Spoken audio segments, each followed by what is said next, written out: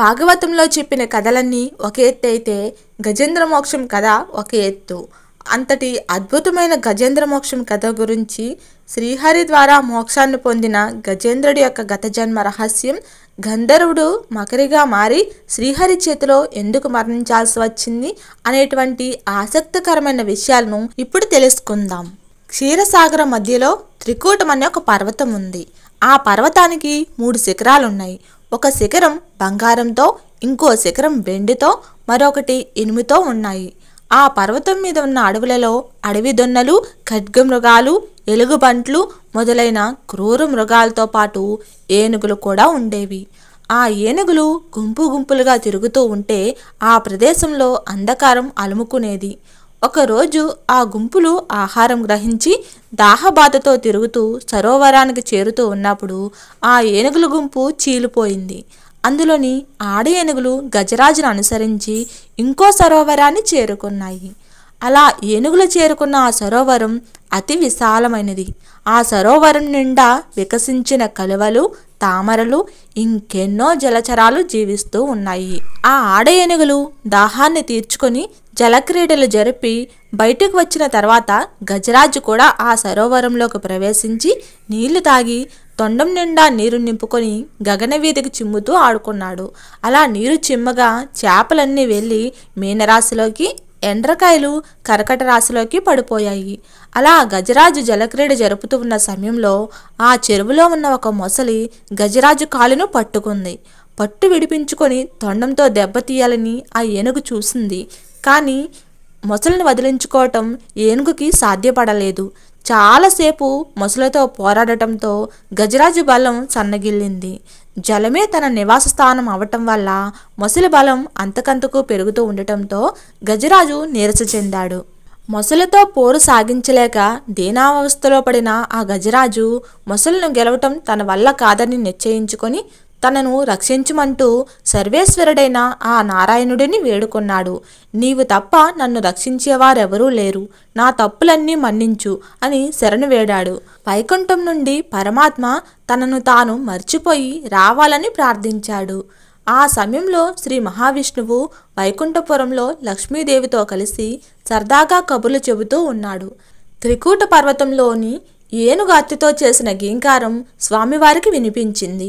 ఆపదలో ఉన్న ఏనుగు రక్షించమని కోరుతుందని గ్రహించిన విష్ణుమూర్తి ఒక్కసారిగా అక్కడ నుండి కదిలాడు.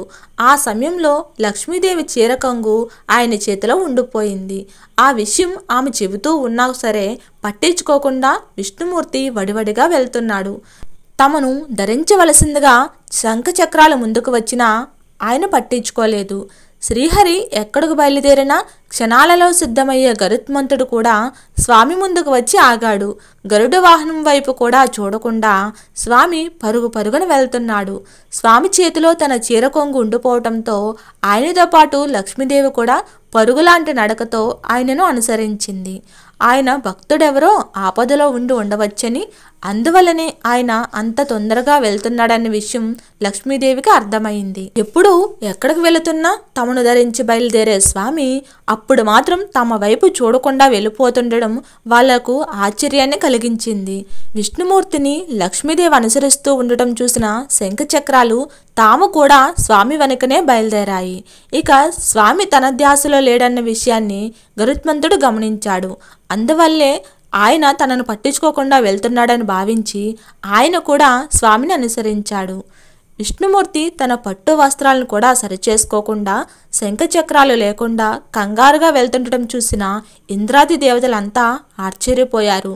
తాము భక్తి శ్రద్ధలతో నమస్కరించినా పట్టించుకోకుండా వెళుతున్న స్వామిని ఆశ్చర్యంగా చూశారు.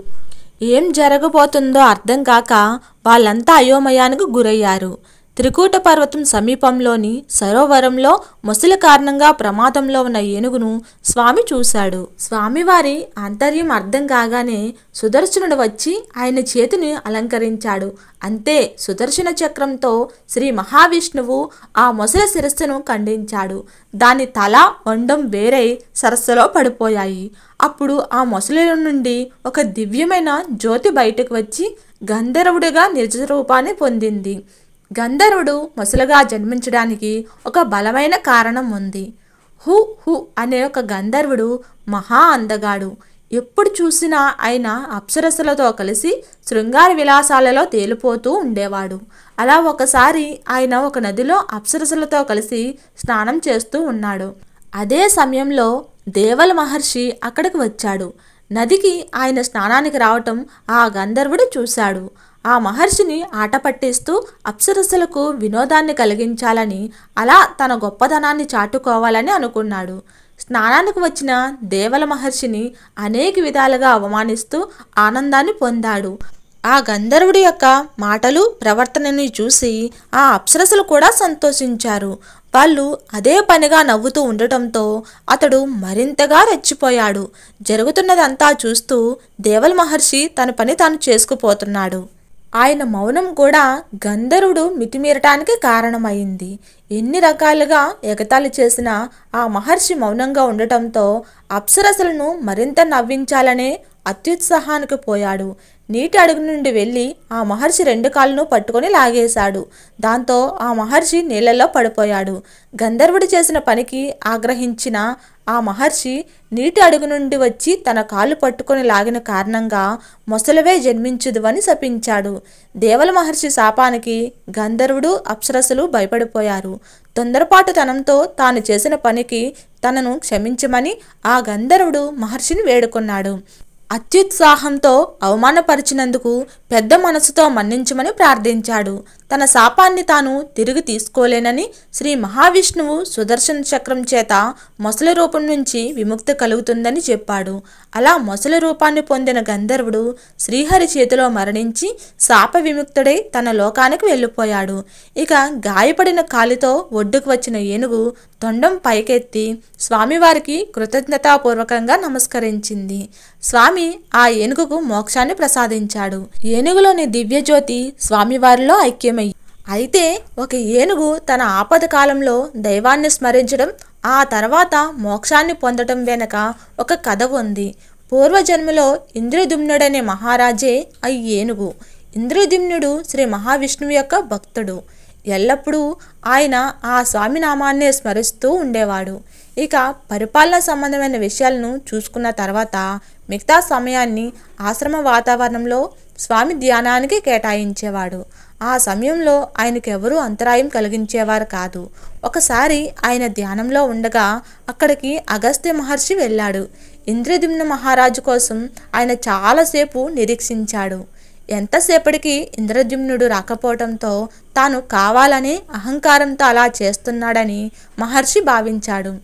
ఆగ్రహ ఆవేశాలకు లోనైన అగస్త్యుడు అజ్ఞానంతో తనను అవమానపరిచిన కారణంగా ఇంద్రద్యుమ్నుడిని ఏనుగే జన్మించమని శపించాడు.